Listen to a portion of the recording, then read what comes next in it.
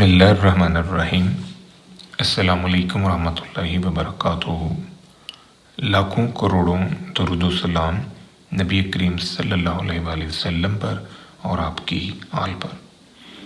इस video lecture में बेटा हम मोमेंट जनरेटिंग फंक्शन और क्यूमुलेंट जनरेटिंग फंक्शन ड्राइव करेंगे फॉर अरलांग डिस्ट्रीब्यूशन। इस डेरिवेशन के लिए जो हम पीडीएफ यूज़ करेंगे अरलांग डिस्ट्रीब्यूशन का, वो हमारे पास ये है। ये पीडीएफ जो है ये दो पैरामीटर्स पर बेस करता है। एक पैरामीटर के है और एक पैरामीटर म्यू है।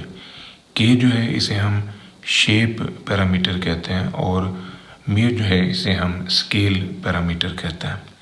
अगर इस पीडीएफ में हम म्यू की जगह पर 1/λ रख दें तो इससे हमारे पास एक और पीडीएफ जो है वो जनरेट होगा अरलांग डिस्ट्रीब्यूशन का। By definition for continuous random variable हम मोमेंट जनरेटिंग फंक्शन ड्राइव करने के लिए ये फार्मूला यूज़ करते हैं। एक्सपेक्टेड वैल्यू ऑफ ई की पावर टी एक्स जो है ये हम कंटिन्यूस वेरिएबल की सूरत में इस डेफिनेट इंटीग्रल के फार्मूले से निकालेंगे। अब यहाँ पर -∞ की जगह हम रखेंगे 0 और +∞ की जगह पर +∞ और fx की जगह पर हम ये पीडीएफ जो है ये यूज़ करेंगे। तो ये कीमतें यहाँ पर रखने से हमारे पास ये फॉर्म जो है ये बिल्डअप होगी। ये वाली टर्म जो है ये मैंने बाहर शिफ्ट कर ली है। e की पावर tx और इधर से e की पावर -x/μ, इन दोनों को इकट्ठा कर लिया। इन दोनों को इकट्ठा करने से इस फॉर्म में मैंने लिख लिया। ये माइनस और इधर से x मल्टीप्लाई करवाएं, ये फॉर्म नज़र आ जाएगी। इधर से माइनस और इधर से x मल्टीप्लाई करें तो e की पावर tx ये फॉर्म जो है ये आ जाएगी। अब हम लेट करते हैं कि ये वाली जो टर्म है इसको y के इक्वल रख लेते हैं। ये सारी टर्म जो है ये y के नीचे शिफ्ट कर लें तो x जो है ये आपके पास आएगा y/(this1). दोनों तरफ डेरिवेटिव लें तो dx = this1। अब dx की जगह पर हम ये टर्म रखेंगे और इसकी जगह पर हम रखेंगे y और x की जगह पर हम ये वाली टर्म जो है ये रख देंगे। ये कीमतें यहाँ पर पुटअप करने से हम इसको मज़ीद सॉल्व करने की पोजीशन में होंगे। दूसरी ख़ास बात ये कि जब हम एक वेरिएबल को किसी दूसरे वेरिएबल में शिफ्ट करते हैं तो इससे जो लिमिट्स हैं वो भी हमें चेंज करनी होती हैं by the rules of transformation. हमारा पहले वेरिएबल जो यूज़ हो रहा था वो x था। अब हमने इसमें सब्स्टिट्यूशन अप्लाई की तो हमने एक नया वेरिएबल जनरेट किया y। तो अगर यहाँ x की जगह पर हम ये 0 रखेंगे तो y की वैल्यू आपके पास 0 आएगी और अगर x की जगह पर आप ये इन्फिनिटी रखते हैं तो y की वैल्यू इन्फिनिटी होगी। अब ये सारी इन्फॉर्मेशन जो है यहाँ पर रखने से हमारे पास जो नेक्स्ट फॉर्म बिल्डअप होगी वो ये है। अब इसको हमने सॉल्व करना है। तो इसको सॉल्व करने के लिए आप नोटिस करें कि ये जो y की पावर है k-1 और e की पावर -y, ये मैंने सेपरेट लिखा। 1/μ t की होल पावर ये k-1 है। ये इस टर्म के साथ जब मल्टीप्लाई होगा तो इसकी पावर जो है +1 है, यहाँ से -1 एक कट जाएगा तो बाकी आपके पास जो है ये फॉर्म बिल्डअप होगी। अब इसको हम थोड़ा सा मज़ीद सॉल्व कर सकते हैं। ये म्यू जो है इसको इससे मल्टीप्लाई करवाएं और फिर जंप करके ऊपर ले जाएं। जब ये जंप करके ऊपर आएगा तो ये पावर के होने की वजह से ये ऊपर जो है ये म्यू के शिफ्ट होगा। अब इसको आपने सॉल्व करना है। तो ये वाला जो म्यू के है ये इससे आप काट सकते हैं। दूसरी ख़ास बात ये कि यहाँ पर गामा फंक्शन हम यूज़ करेंगे। ये गामा फंक्शन की ही शेप बनी हुई है तो इसको हम लिख सकते हैं के का गामा। अब के का गामा जो है इसे हम कन्वर्ट कर सकते हैं k-1 का फैक्टोरियल। तो ये k-1 का फैक्टोरियल जो है इस k-1 के फैक्टोरियल से कटेगा तो बाकी आपके पास ये फॉर्म जो है ये रह जाएगी जो कि हमारा मोमेंट जनरेटिंग फंक्शन है फॉर अरलांग डिस्ट्रीब्यूशन।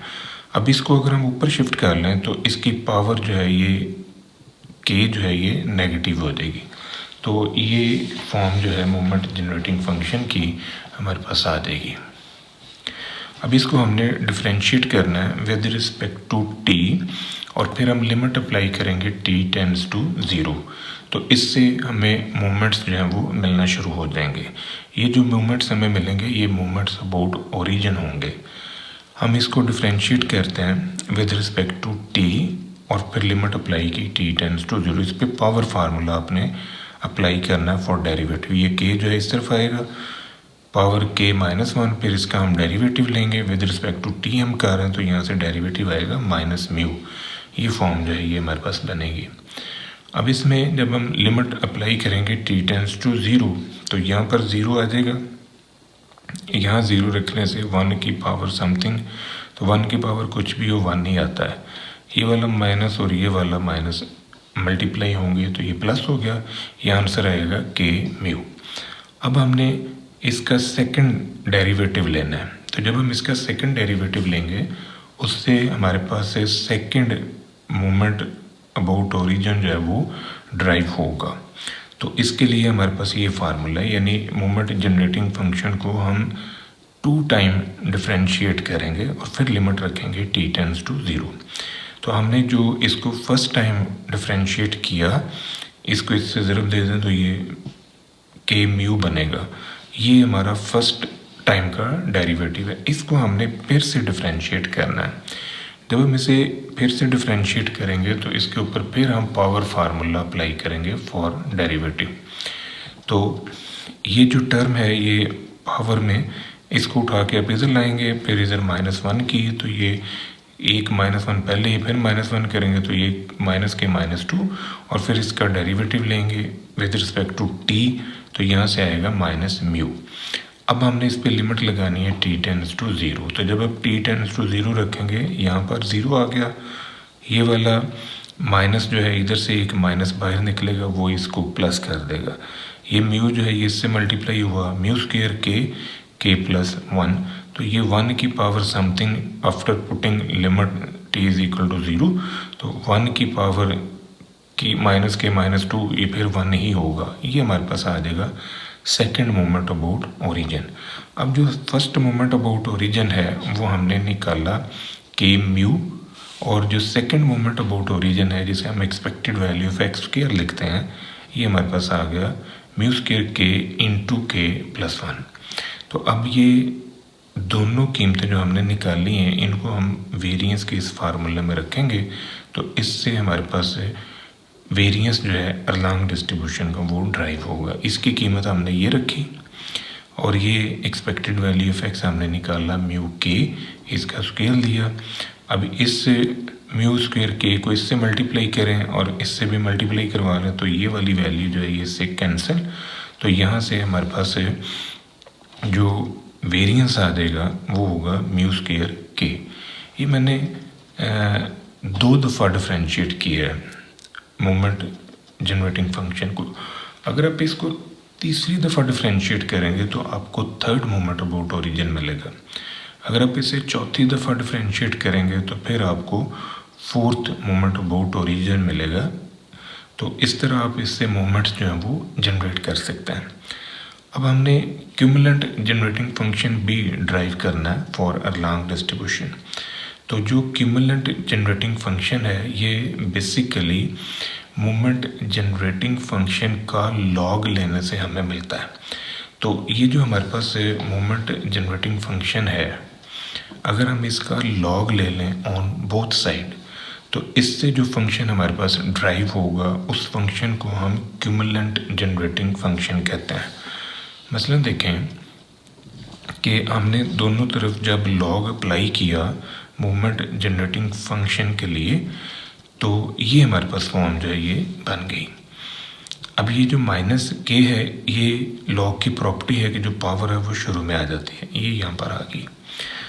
अब इसको हमने इस हवाले से एक्सपेंड करना है। तो आप नोटिस करें कि ये जो लॉग 1 + x है इसको एक्सपेंड करें तो ये सीरीज़ हमारे पास खुलती है। अब इस सीरीज़ में जहाँ जहाँ x पड़ा हुआ है, अगर वहाँ पर हम ये μt रख दें और फिर हम उसे सॉल्व करें, तो यहाँ से हमें क्यूमुलेंट्स जो हैं वो मिलना शुरू हो जाएंगे। अब इस सीरीज़ में x की जगह पर ये म्यू टी रखने से हमारे पास जो न्यू फॉर्म बिल्डअप होगी वो ये है। इस सीरीज़ में से माइनस जो है वो आप कॉमन निकालें तो ये जो बाहर माइनस पड़ा हुआ है ये प्लस हो जाएगा, ये फॉर्म हमारे पास आ जाएगी। तो अब इस सीरीज़ से हम मोमेंट्स अबाउट मीन जो है वो ड्राइव कर सकते हैं। तो हमारा जो पहला मोमेंट है, यानी पहला जो निकलेगा वो मीन होगा, और उसके बाद जो नेक्स्ट फॉर्म आएगी वो वेरिएंस, और उसके बाद जो नेक्स्ट फॉर्म आएगी वो थर्ड मोमेंट अबाउट मीन होगा, एंड सो ऑन। अब ये जो के है इसको अगर हम इससे मल्टीप्लाई करवा लें तो यहाँ से के म्यू जो है टी का जो कोफिशिएंट है टी की पावर 1/1 का फैक्टोरियल बनता है। ये बेसिकली टी की पावर 1/1 का फैक्टोरियल, टी की पावर 2/2 का फैक्टोरियल, टी की पावर 3/3 का फैक्टोरियल, इन के जो कोफिशिएंट्स हैं वो हमारे क्यूमुलेंट्स हैं। ये मैंने साइड पे लिखा हुआ है कि comparing the coefficient of T की पावर r/r का फैक्टोरियल इन दिस वन, ये हमारे पास वैल्यूज जो हैं ये निकालना है। तो यहाँ से पहला answer expected value of x आ गया के म्यू, और इसको आपने इससे मल्टीप्लाई किया तो यहाँ से दूसरा आंसर आएगा के म्यू स्क्वायर। तो ये हमारा मीन है, ये हमारे पास वेरिएंस है। इसी तरह जब इसको इससे मल्टीप्लाई करवाएंगे तो यहाँ से एक और आंसर जो है वो जनरेट होगा जिसे हम M3 कहते हैं। अब ये जो मीन और वेरिएंस हमने निकाला है इनकी रिलेशनिंग को हमने ऑब्जर्व करना है कि इनमें क्या रिलेशनशिप बिल्डअप होता है। हमने दो PDF जो है लॉन्ग डिस्ट्रीब्यूशन के ऑब्जर्व किए। एक ये वाला है, इसमें 1/म्यू की जगह पर हमने लैम्डा रखा तो ये PDF जो है ये हमारे पास आ गया। या आप ये कह लें कि म्यू की जगह पर हमने 1/लैम्डा रखा तो इससे हमारे पास ये PDF जो है ये जनरेट हो गया। अब हमने जो ये वाला PDF यूज़ किया तो इस PDF को यूज़ करके हमने एक्सपेक्टेड वैल्यू ऑफ x निकाला के म्यू के इक्वल, और वेरिएंस ऑफ x निकाला के म्यू स्क्वायर के इक्वल। अब इसको हम फर्दर इस तरह भी लिख सकते हैं कि वेरिएंस जो है ये mu into expected value of x के इक्वल है, क्योंकि ये एक्सपेक्टेड वैल्यू ऑफ x जो है ये बेसिकली के म्यू है। तो जब के म्यू इस म्यू से मल्टीप्लाई होगा तो ये फॉर्म फिर से हमें नज़र आ जाएगी। अब हमने रिलेशन जो है वो देखना है। दूसरी खास बात ये है कि यहाँ हमने लेट किया हुआ है कि म्यू जो है ये 1/लैम्डा के इक्वल है। तो अगर इनमें हम म्यू की जगह पर 1/लैम्डा रख दें तो फिर हमारे पास से मीन और वेरिएंस जो है वो इस PDF का मिल जाएगा। अब इन दोनों को हमने ऑब्जर्व करना है कि इनमें रिलेशन किस तरह जनरेट होता है। तो आप नोटिस करें कि अगर म्यू की वैल्यू 1 से बड़ी है, यहाँ पर म्यू अगर 1 से बड़ा है तो इस सिचुएशन के अंदर जो वेरिएंस है वो एक्सपेक्टेड वैल्यू ऑफ x से बड़ा होगा। अगर म्यू की वैल्यू 1 है तो ये दोनों बराबर होंगे, और अगर म्यू की वैल्यू 1/1 से लेस है तो फिर इस सिचुएशन में जो वेरिएंस है वो छोटा होगा मीन से।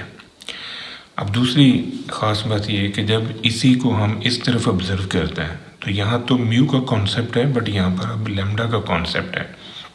तो अगर लैम्डा की वैल्यू जो है वो 1 से छोटी होगी, अगर लैम्डा हम 1 से छोटा लेंगे तो फिर इस सिचुएशन के अंदर वेरिएंस जो है वो इससे बड़ा होगा।